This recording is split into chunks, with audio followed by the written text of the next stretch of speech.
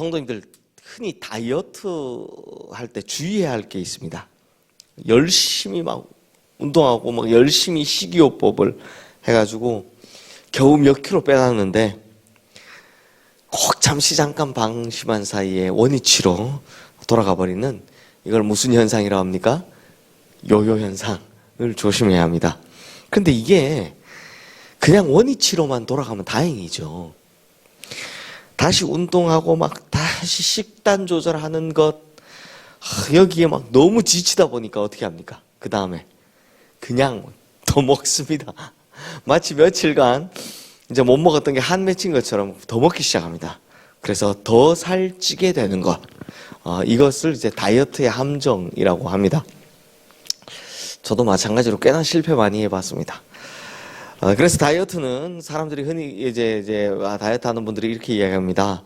예를 들어 일정 기간, 한 달, 뭐 두 달, 뭐 이렇게 하는 것이 아니고 평생토록 내 습관을 바꾼다라는 마음가짐으로 해야만 성공할 수 있다라고 합니다. 즉 단기적인 이벤트로는 절대 건강해질 수 없다는 거죠. 건강을 유지하려면 어떻게 한다? 평생 한다 라는 생각으로 해야 한답니다. 그런데 성도님들,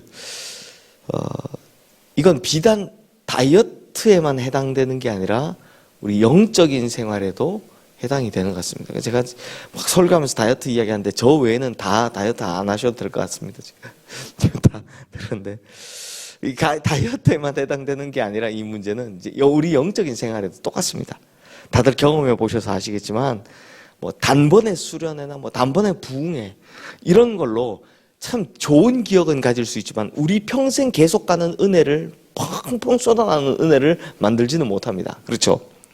큰 작심을 하고 막 며칠이 지나고 했는데도 막 며칠 지나고 나면 어떻게 됩니까? 다시 이전의 내 모습으로 돌아가 있는 우리를 발견할 수 있습니다. 그러므로 영적인 좋은 습관, 거룩한 습관을 들여야 합니다. 기도하겠다, 성경 읽겠다, 작심할 수는 있지만 이게 뭐가 되지 않으면, 평생 가는 습관이 되지 않으면 며칠 하다 무너지는 것이 다반사인 겁니다. 다들 경험해 보셨죠? 저도 역시 그랬습니다. 근데 성도님들, 이제 오늘 느헤미야 맨 마지막 장입니다. 놀랍게도 이 맨 마지막 장은 해피엔딩이 아닙니다. 너무 잘해왔는데, 이렇게 잘했는데, 그래서 수많은 정적들의 방해 속에도 단 52일 만에 예루살렘 성벽을 완성했는데, 그리고 초막절 절기를 통해서 이스라엘의 신앙을 회복한 줄 알았는데, 성벽 봉헌식도 다 했는데, 그러니 이제 사실 오늘 3절 나오는 것처럼 딱 마지막 아름답게 백성들이 이렇게 변했다, 그래서 끝이 나야 되는데 마지막에 뭔가 찜찜하고 불편합니다.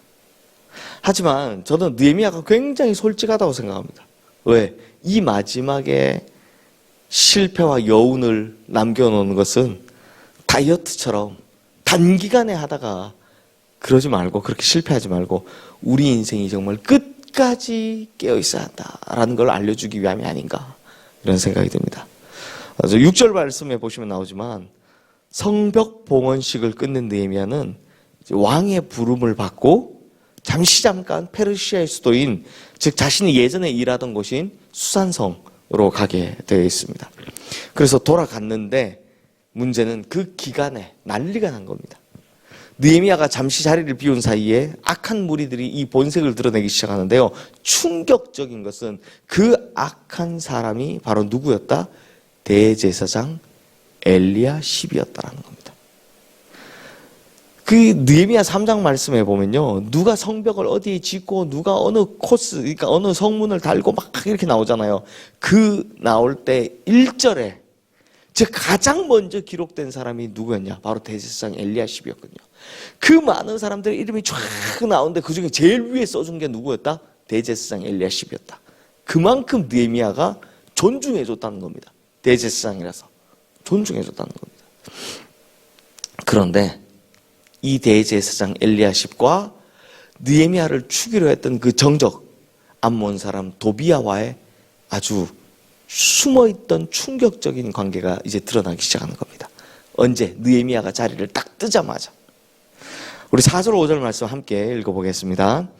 이전에 우리 하나님의 전 방을 맡은 제사장 엘리야십이 도비야와 연락이 있었으므로 도비야를 위하여 한 큰 방을 만들었으니 그 방은 원래 소재물과 유향과 그릇과 또 레위 사람들과 노래하는 자들과 문지기들에게 11조로 주는 곡물과 새 포도주와 기름과 또 제사장들에게 주는 거제물을 두는 곳이라. 네, 이 절을 좀 나눠서 자막을 해주세요. 네, 대제사장 엘리야십이 이제 도비야에게 뭘 줬냐? 성전 뜰 안에 있는 방을 하나 내줬다라고 하는데요. 근데 그 방은 어떤 방이냐? 그냥 방이 아니라 성전에 거룩한 성물들을 두는 방이었습니다. 즉 백성들이 하나님 앞에 내어드린 것들로 가득 차 있던 창고방이었습니다. 보면 11조로 주는 곡물, 새 포도주, 기름과 거제물들, 그런 이 많은 헌물들이 누구에게로? 도비야에게로 다 흘러갔다라는 겁니다. 근데 이 나쁜 짓을 한 사람이 누구라고요? 놀랍게도 대제사장 엘리야십이었다는 겁니다. 즉 느헤미야가 오기 전부터 예루살렘을 통해서 이속을 챙기던 그 나쁜 짓을 하던 산발랏, 도비야, 게셈, 그 사람을 통해서 뒤에서 몰래 이속을 챙기던 사람이 있었는데 그게 누구였다? 대제사장 엘리야십이었다는 겁니다. 그 대제사장 엘리야십이라고 이름은 달고 사실은 자기 백성들의 등골을 빼먹는 사람들을 통해서 이익을 얻는 자가 바로 대제사장이었다는 겁니다.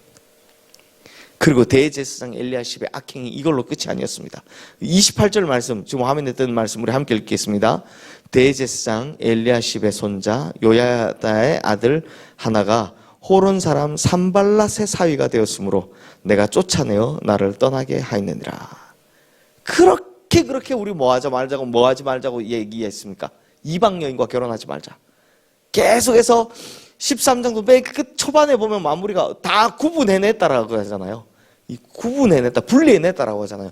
여기에 썼던 분리가 바로 바리새인이 되는 겁니다. 그 말이 바리새가 되는 겁니다. 그래서 딱 구분해냈습니다. 이방 여인하고 결혼하지 말자 맹세까지 다 했습니다. 그런데 이방 여인하고 결혼하지 말자고 했더니 누가 결혼했다? 대제사장 엘리야십의 증손자가, 그것도 누구랑? 정적 산발랏과의 사돈 관계가 되었다는 겁니다. 기가 막히죠. 결국 무슨 일이 벌어졌느냐? 10절 11절 말씀을 함께 읽겠습니다. 내가 또 알아본즉 레위 사람들이 받을 몫을 주지 아니하였으므로 그 직무를 행하는 레위 사람들과 노래하는 자들이 각각 자기 밭으로 도망하였기로 내가 모든 민장들을 꾸짖어 이르기를 하나님의 전이 어찌하여 버림받아 되었느냐고 곧 레위 사람들을 불러 모아 다시 제자리에 세웠더니, 도비야 먹인답시고 창고 다 털어서 주더니 정작 성전 섬기는 자들, 이 레위 사람들, 노래하는 자들에겐 먹을 걸 안 준 겁니다. 사례를 주지 않은 겁니다. 그러니 레위 사람들, 노래하는 사람들이 자기 먹을 걸 찾기 위해 그냥 다 자기 밭으로 갔다. 그게 다 성전 떠났다라는 겁니다. 이러니 제사나 예배가 진행될 수 있겠습니까? 안 되죠. 없는데. 그리고 백성들도 다 알고 있습니다. 이걸 12절 말씀해 보면 이에 온 유다가 곡식과 새 포도주와 기름의 11조를 가져다가 곳간에 드림으로 라는 말씀이 나오죠. 이게 무슨 말이냐? 자기들이 하나님 앞에 드린 이 가지고 나온 이 예물을 이 예물을 가지고 엉뚱한 자기 원수들 배나 채우고 있으니까 아무도 헌금을 안 했다는 겁니다. 그래서 느헤미야가 돌아오고 난 후에 다시 이걸 채웠다는 겁니다. 헌금 안 했다는 말은 무슨 말입니까? 이때 당시로 이야기하면 아무도 제사 안 지냈다는 겁니다. 그러니 느헤미야가 그렇게 어렵게 세워놓았던 예배, 사실 느헤미야만이 아니죠. 그 앞에 여수아부터 스룹바벨, 그 다음에 우리 보고 지나온 에스라, 그리고 느헤미야까지 이 사람들이 이렇게 노력해서 만들어 놓은 이 예배를 대제사장 엘리야십이 자기 배불린다고, 그리고 그 나라의 원수 같은 사람들과 맺은 이 관계 때문에 다 예배를 엉망으로 만들어 놓은 겁니다. 결국 잠깐 갔다 돌아온 느헤미야가 이걸 다 바로잡는 이야기가 느헤미야 13장, 즉 느헤미야의 맨 마지막 이야기인 겁니다. 참 성도님들 슬프죠. 틈만 줬더니 그냥 난리가 난 겁니다. 그래서 제가 지난번에 틈이라는 설교를 하기도 했지만 잠깐의 틈도 이렇게 무서운 겁니다. 아무리 뭘 잘하자고 막 저렇게까지 개혁을 해놨는데도 잠깐 자리 비운 사이에 이 사단이 난 걸 보면 정말 영적 전쟁이라는 건 너무나도 치열하고 무섭다는 걸 볼 수 있습니다.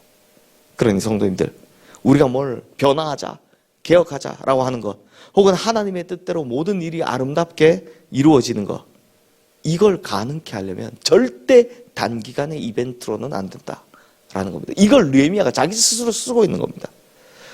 앞서 다이어트는 평생 해야 성공한다, 그렇게 해야 된다라고 말씀드렸듯이 하나님의 뜻대로 행하는 모든 일은 어떻게 해야 된다? 평생 해야 성공한다 라는 겁니다. 느헤미야가 그걸 맨 마지막에 잘 가르쳐주고 있는 겁니다.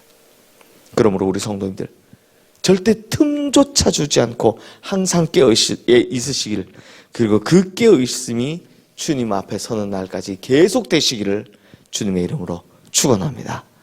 이렇게 사셔서 결국에는 하나님의 뜻을 이루는 아름다운 인생 사시기를 주님의 이름으로 축원합니다. 이 시간 오늘 주신 말씀 기억하며 우리 함께 기도하겠습니다.